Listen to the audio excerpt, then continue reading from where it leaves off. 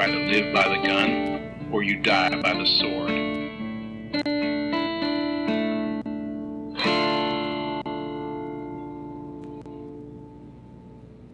Welcome, good, bad, weird shorts. Me host person, Nico. Me woman person, no vocab. No vocab. Why are we talking like we grew up in a cave? We're actually back with shorts for once after life has calmed down a bit to just enough. Just enough for us to do one. We are doing a little obscure movie that I randomly was suggested on Amazon. Yeah, go Amazon. Called Thor the Conqueror. Yes. And in case you were wondering, Thor the Conqueror could best be described in its entirety by the cover art of this movie. Oh, yes. It's an 80s flick. Yeah. It's a B flick. Yes, and I also learned it was been distributed by Full Moon's Grindhouse collection, which is like 10 really bad exploitation movies from the 80s. And for those of you who are in the 80s bad genre, mostly, muscled men and pretty girls beating each other up, stuff that you would paint on the side of that band that your parents not to tell you to get in. Mm-hmm. This one is one of the worst I have seen in this genre. Oh, yes. It is it's in its own special bucket. It is very much in line with the very first Conan the Barbarian movie, but dumber. Yes. If you can even get dumber than that. and there are some tropes that are just, like the fantasy He-Man style B movie. And this one hits all of those, but it does so with such lack of grace, with such lack of dignity and skill, that even those of us who really, truly like that sort of TV show and movie from this time period, oh man, this was hard to get through. Oh god, it's so bad. I mean, because you told me how bad it was, because you actually watched this one before I did. I did. I borrowed this one specifically because this is one of my favorite genres. Yes. This genre ignites in me the monster truck loving WWE from the 80s wrestling 13-year-old boy who lives deep inside my soul. Yeah, I mean... And he was, like, the cover of this was perfect for that child in me. That person was so intrigued by... Because the copy you have has him standing He-Man style with a sword, a glowing sword raised above his head, and a beautiful woman in the background. And, I mean, those things were in the movie. Yeah. Those were the elements. And then I'm over here. I'm here for the tits. That is, you came into this movie with the correct mindset. I was also there for the tits, but I was also there for, like, some good old fake sword fighting. Yes. Maybe a couple horseback riding scenes. Those are here, but again, they're very bad. Oh yeah, and like it's kind of these weird thing, and it's kind of a running joke with me and my friend Enticing Chaos, which check out her stream. It's fun, and I'm on it occasionally, just ranting as I normally do. But we got this. There's an inside joke of like me telling her whenever there's a movie I see that has tits in it right now. So that's this movie. You could play the shot game for tits, and you might die. No, it's not the worst. But the length of tit to screen ratio is. Are we long. talking about full on tit or like all the side boob that's in this movie? The amount of side boob. Okay, because like there's like two shots where it's just like a tit popped out. Yes, there's plenty of tit slipping, but there is a heavy emphasis on just like, wow, that bra does nothing for you, madame. Hey, it's the 80s. You gotta let them flop freely. This is true. Underwear in general in this movie is a joke, because not only is the bras a joke, Thor's underwear in this is also a joke. There's a lot of butt cheek flapping around in the wind. Yeah, and the other thing too is like, maybe we should explain the rest of the actual plot of the movie before getting into... Is there more plot to this movie? There is actually kind of a plot to it, and it's just dumb as shit. It is dumb as shit. So basically the plot of this movie is Thor is like the some godson of some barbarian king.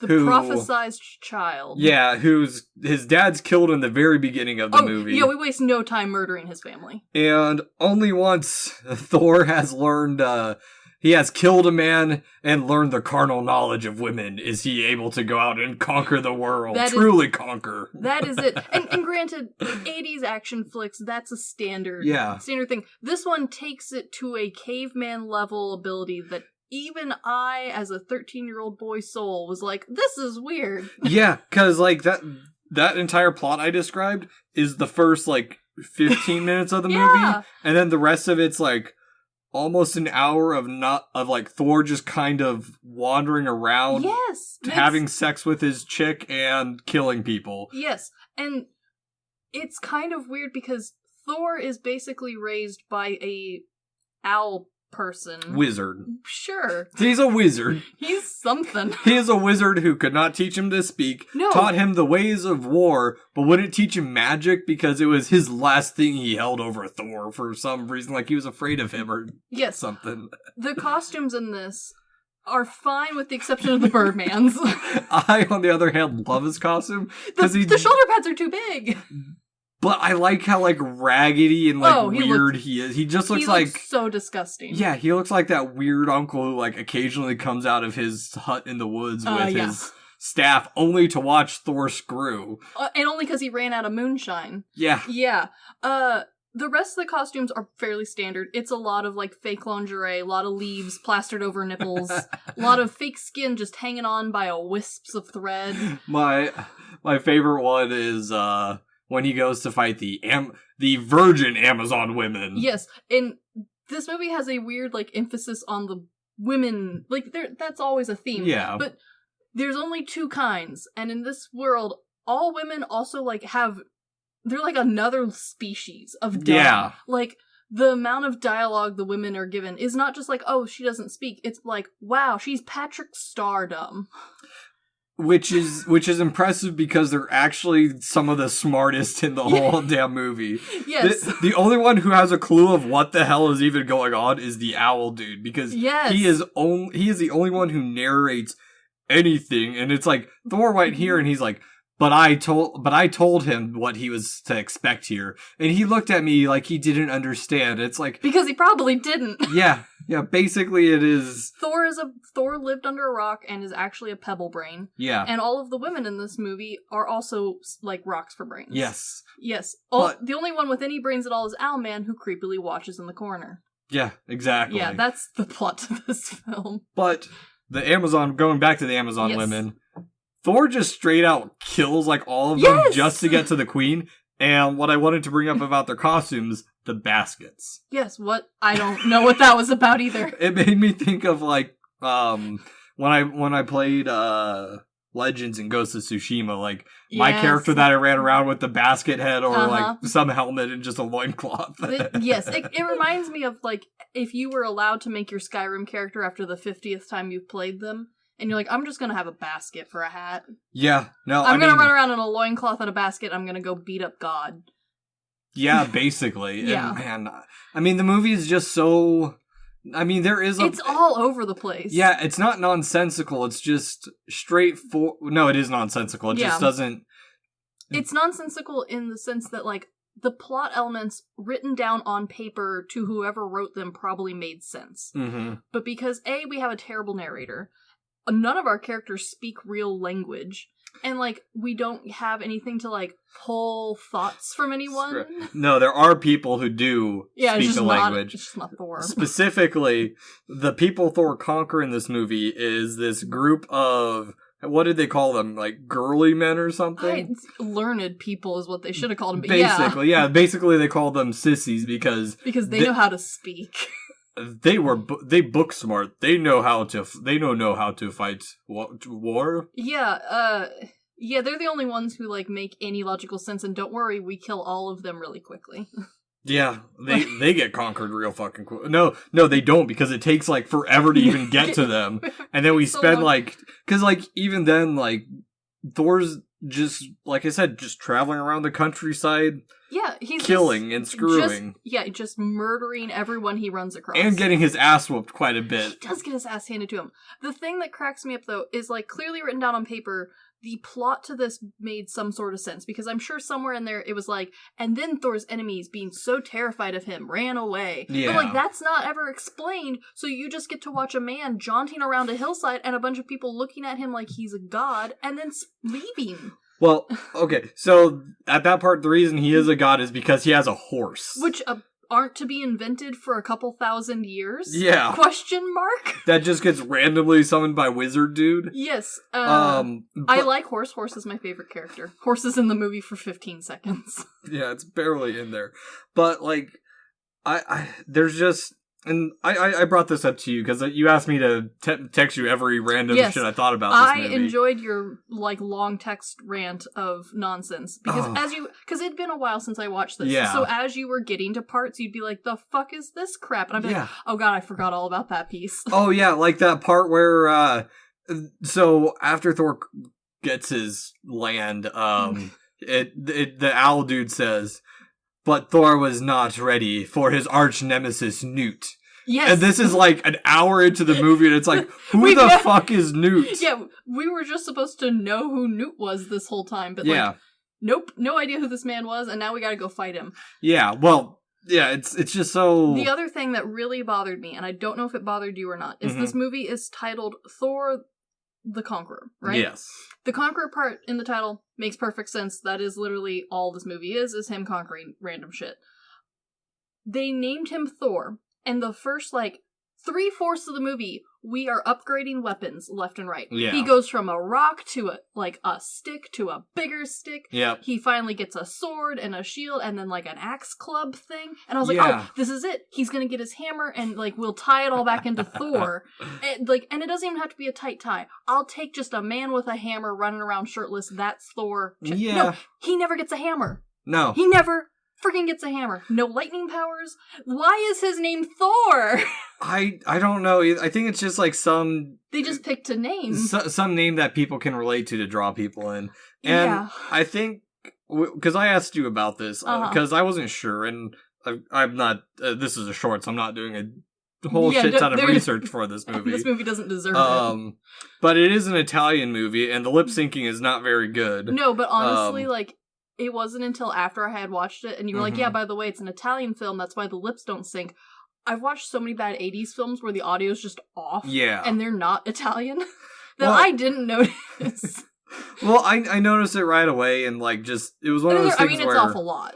Yeah, I wasn't sure if it was if there was just some stuff that was mistranslated because it was an Italian flick to English. See... And there's no way for us to watch it in the original language now. Yeah, no, I tried to see if, because, like, when you mentioned it was Italian, I was like, okay, well, yeah, you've got a point. So I did do a quick look to see, like, if I could even watch it. And the only copies I could find were the English version. Yep. Is there a chance that some of this is lost due to Italian translation? Maybe. Yeah. Having known enough about the Italian language to make an educated guess, I'm going to say no. I'm going to say this is just bad writing. And I'm going to say no, too, because there's not a lot of dialogue, so I doubt it was any more in-depth than what we actually got. No, and like, half of it's in caveman talk anyway. Yeah, and on top of that, I looked up a little bit, because this is how I go through my rabbit holes of finding movies, is the director, the writer, and the main actor, they all did, like, 4 or 5 movies together. Yeah. And they all just kind of stopped in, like, the late 80s, so, like... Which, honestly, that's a good place to end this style of movie. Oh, yeah. Yeah, I mean, it is definitely... It's along those lines of... As, Full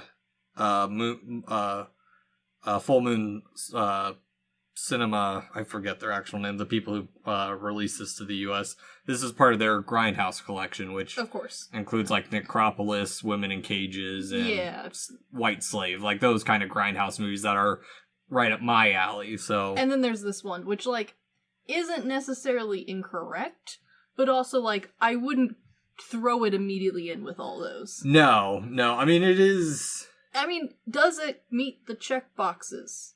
Yeah, but, like, I don't know if I'd put it on that same collection list. I don't know. I actually haven't seen anything else in the collection because I just had found out what the collection was. Sure. I mean, I'd been suggested, like, some of the cannibal ones and stuff like that. over the years and just never bit the bullet and bought them. But I mean, it'll probably fall into some of them because a couple of them are like more crime-ish and like. Yeah, I mean, this one's crimey. Yeah, this collection was brought together as like this 80s like kind of lost. Flicks, because part of this movie is lost. We only have, and it's only like 4 or 5 minutes, so you don't notice. Don't worry. Oh yeah, there's nothing to it, but yeah, I don't know. It's just one of those. It's such a strange movie. It's got the same vibe as like the Beastmaster movies we watched. Okay, yes, but also no. Beastmaster is a really great example of like this style of movie where it's action, it's adventure, it's over the top, it's so dude, it hurts. Mm-hmm. It's got that weird fantasy element rolling around back there. And this one, for some reason, like, whether that is like, and I have a little bit of a theory on this. Okay. It's more prevalent nowadays, but I have a theory that this movie was originally made as just a cop-out movie. They slapped the name Thor on there, something that people were going to know, they were going to buy. It was during a time period where He-Man was incredibly popular. Let's not lie, we're ripping He-Man off a little bit. Okay, just a tiny bit. The sword, man. My only experience with He-Man is that live action one from like the 80s, 90s. Yeah. Where like he's got like the hover vehicle and stuff in modern times. Yeah, no, the He-Man was far superior.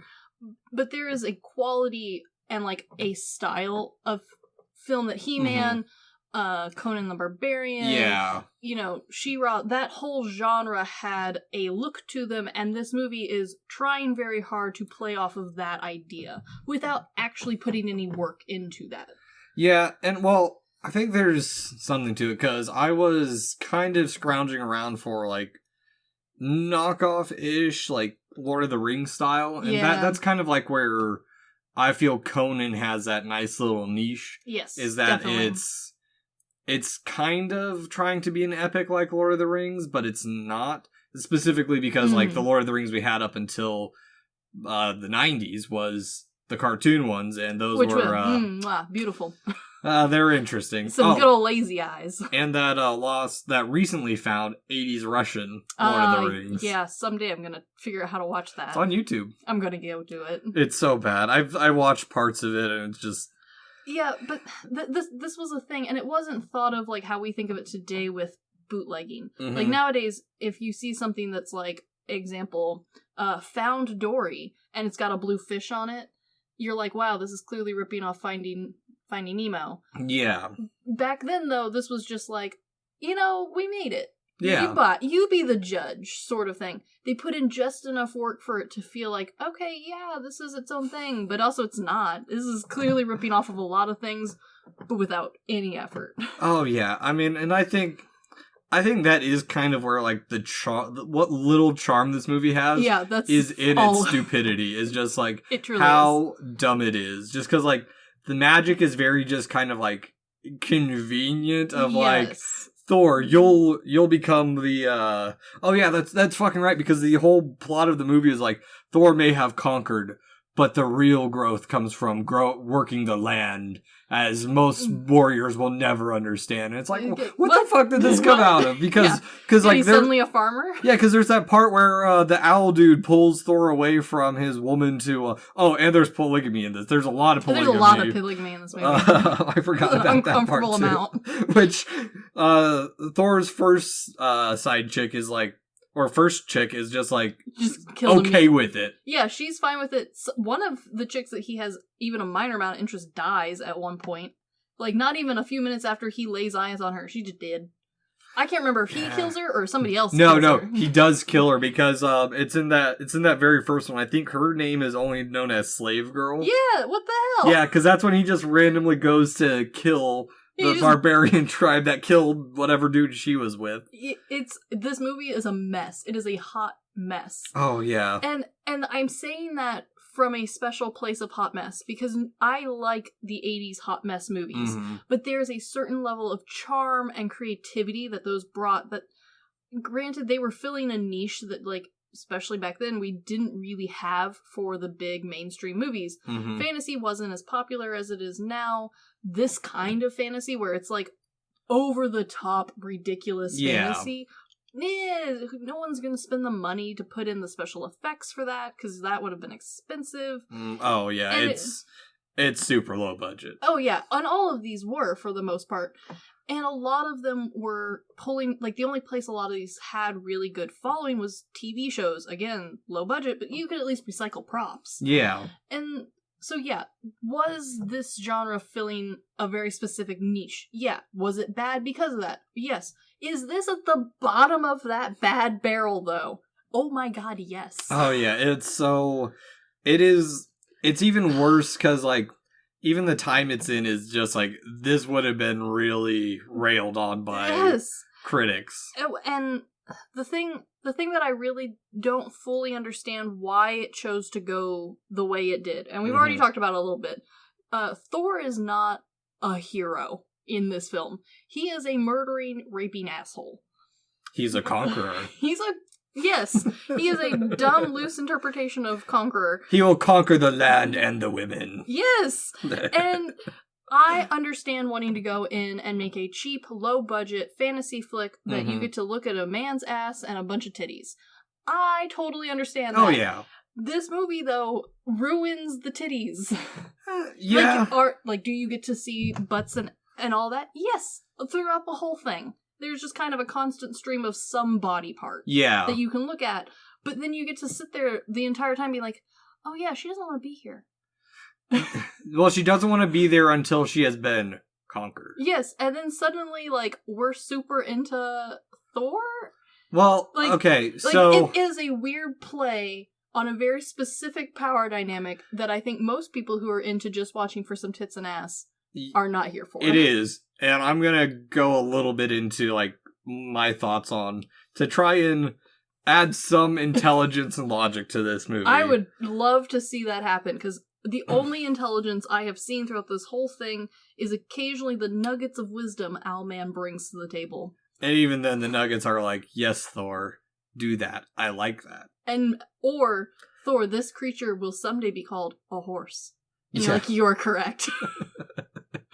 So I'm in the middle of the end of last podcast on the left, redoing Aleister Crowley. Okay, yeah. For the last, 2 days when I've had time to listen to stuff, I've been listening to him and, stuff about sex magic. This is in there. Yeah. I don't know how, but... It's like, what's his name? I've been listening to it, and I can only remember the name Aleister Crowley. Nimoy, or whatever his name was. The guy who let Aleister Crowley plow him in the middle of the desert. That guy. That one. It's just something maybe there is something in his dick was so good she fell in love in the moment. It's one of those movies where you're like, that's why the Owlman is there. He is spreading the sex mojo. That would make much more sense. That would make the most sense out of this whole movie. Yeah, because it's and at least with other films of this genre, there is a magic system. Mm-hmm. Granted, you get the vibe that the magic system is not fully explained or realized in the movie. Half the time you feel like this is a 20-book series, that each book is 10,000 pages long, and we've condensed it down to an hour. This one does not have that. The magic system in this movie makes no goddamn sense. This movie feels like they took a children's short story, like The Hungry Caterpillar, and stretched it across an entire movie with tits. Yes, they just added boobs. Yeah, tits and violence. Yeah. And even then, the fighting's not good either. That was my other question on whether or not you noticed that. Because, granted, the fighting in these films, generally not, super choreographed. Mm-hmm. It's usually really rough. But, boy, it's like no one practiced before they even started rolling. Yeah. No one knows who's going where. One guy, I don't think he realized he was supposed to be dead. there's multiple people in the background who just like kind of like look at each other and then fall over like, oh shoot, that was our cue to be dead. Thor just fails to cut down multiple people and they just die by his presence, I assume. Yeah, because like and that's the thing about like the nonsensical stuff of like the and I sent it to you, the Amazon Queen of like, oh wait, that was supposed to be the queen? There's no distinguishing feature to her. She's not wearing a crown. She's, like, no one's, like... No fancy breastplate or anything. Like, nothing. And we don't get, like, a before shot to establish anything. No, because he just shows up to the woods and they come out of nowhere. Like, it's like, are they here? And I was like, well, this is their territory. I feel like this is a movie that it would be very easy for, like, a film student to come in, take this, rework it entirely, and reshoot it on a student budget in the woods and do a better job. Or not even that. I think... Because I think it would be better if it worked as, like, a parody movie. Yes. If this was approached in, like, segments as a parody movie, it could totally pass. Like Kung Pao. Yes. Yeah. Yeah, if this was broken up more, if we, I don't know, removed all the dialogue and put new dialogue over it, like how Kung Pao did, but minus, using originally a good movie. I still haven't seen the Kung Pao originals. Is it the most entertaining movie I've ever watched? No, but was it a solid kung fu movie? Yeah, it was alright. Did Kung Pao work it so hard that it's no longer that movie anymore? Oh my god, yeah. Oh yeah. But I feel like we could do that with this. Yeah, because, I mean, like we mentioned, like, Thor doesn't do a lot. Because, what did I say? He's always got this, like, stupid look on his face, like he doesn't know whether he shit himself or He looks farted. like he smelled his own foot. And he's gross that he can smell his own foot from his own height. I feel you. It's the summer and I have awful feet, but... Yeah, but, like, Thor looks like that all the time. And granted, Thor lives apparently in the lightly wooded area next to a field.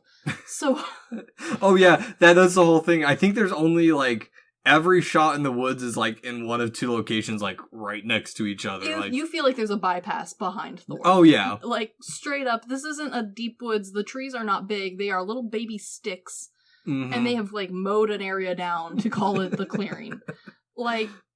And, like, granted, I'm usually here for a creative interpretation of, like, we had one set, and then we used Mom's Field in the back to do the rest of it, and the rest of it's shadow puppets. Like, I'm normally really into a creative set and costuming, like, way to get around making a cheap movie. Normally that, like, can be really fun, even if it doesn't necessarily work. Yeah. This one's just lazy. Oh, this one's just so... Like, we didn't even try to go to a real park and find a big tree. Yeah, because the whole village has, like, a hut. There is one single hut for this whole village. Yeah. Yeah. It is... At least with Beastmaster, we bothered to make one or two villages. And a whole temple. And a whole temple. Were they good? No, but again, creativity. Like, can I tell it's a miniature? Of course. Do I care? Not really. No. There is no effort. There's, like, a clearing. They bother to make a stone to put it in there. Whoever did the props for this, that one person, I bet they worked hard, because there's a lot of props. Yeah. But that's kind of it. Yeah, because, like, there's a couple weapons in it that are kind of right-ish. There's like, a couple that are, like, almost cool. Yeah, they feel like a starter Skyrim weapon where it's like, oh, this is pretty cool. And then you get to the actual cool stuff in Skyrim. This one, we never get to the good stuff. Oh, no, they're all just so bad, and it's just... Yeah. It's just a meandering mess. It is a meandering mess, which is disappointing because I'm always looking for a new action 80s adventure, especially a fantasy one, and like one that is in the whole like strongman sword conquering world. Like that's a fun subgenre that we don't get a whole lot nowadays. It's been done, everyone's tired of it. No one needs a new Hercules movie. Was there a new Hercules movie? You're damn right there was. Of course there was. Did we request it? Maybe. Yeah. Should we have? No. No. Yeah, I don't know. It's just one of those weird... And I feel it's a genre that's kind of dead now. And, like, its attempts to revive it have been kind of lackluster, especially, like, the only ones I can really think of are, like, the Conan reboot that I know of. Yeah. And then the Scorpion King. Yeah. The problem with this genre... much like a lot of things from the 80s that were not necessarily, like, high mainstream, is that there is a weird nostalgia around it. So, like, old nostalgia for D&D, old nostalgia for the wizard van. Granted, is it possible to bring those things modern and make them cool and exciting? Yeah. Is the work required, like, crazy high? Yeah. Yes, because, like, I was just thinking about it. It reminds me of, like, all the issues people have with, like, the old Bond movies. Yeah. Of, like, a lot of the creepy, rapey moments. Yeah, it's the 80s vibe. Yes. Yeah, and granted, do I think there is a place to bring back these? Yes, I do. I also think there's a place to bring back, like, the weird old westerns that the 80s had, too. Yeah. Like, I think that genre would do good being revived, especially now that people have gotten back into these nerdy genres. Yeah. But, with that said, there are parts of them that I would be fine if we didn't bring back. And this entire movie is part of it. And I agree with that, kind of like how Tarantino brought back Django. Yeah. And I was listening to his interview on the Joe Rogan podcast, and there was, I think Robert Rodriguez was either wanting to do a Conan reboot, or he was wanting to do a Red Sonja reboot. Something along those lines. I can't remember exactly which one, but there is an interest to redo them, and I think it is going to take a very certain director who is very familiar with the source material, like Rodriguez or Tarantino, to really bring life to something like that. The other trouble that's going to happen with this genre that this movie was blissfully unaware of, and a lot of these movies were, is the actors who would bring in bucks to see this for a general audience are not the same ones who would do well in those roles. Granted, whether that is a certain, like, actor who already has an interest in this and is ready to go, like, the full mile for this role, or if it's someone completely undiscovered so that way we're not here for the actor, I don't know yet. Yeah, because wasn't Momoa was a Conan reboot, right? I think so.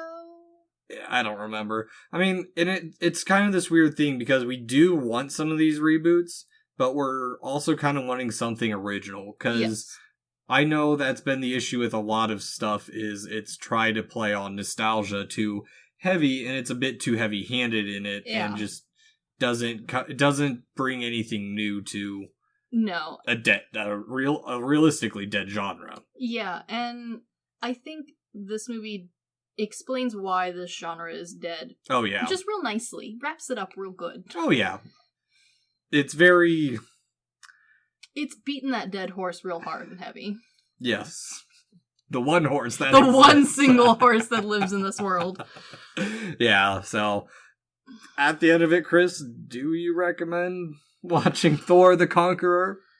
Even for those of you who really like this genre, like, if you feel like you've seen it all and you're like, oh my gosh, finally, a new one, don't bother. Go rewatch one of the ones you've already watched. Go rewatch the TV shows. Yeah. This one's a pass. Was it funny? Like, will I meme that Birdman? Oh, hell fucking yeah, but, like, no one will get my joke, and that's okay. I would watch it again while drinking. This would be, like, a special group of friends, and we do shots whenever the owl's weird. Yes, exactly. Yeah, exactly. I would watch it again for that. Yeah, so, but, yeah, it's skippable. It's skippable. Yeah, but I'm excited to start collecting more of these movies, so. I'm excited to have someone to watch these with. Yes, it's gonna be great. Yes. But, anywho, this has been The Good, the Bad, and the Weird Shorts. Thanks for listening. Peace! Me ride into sunset like Western. On lone horse. Me not know what Western is. Year later will be known as Western. Still no know what horse is. Only one horse. Only horse.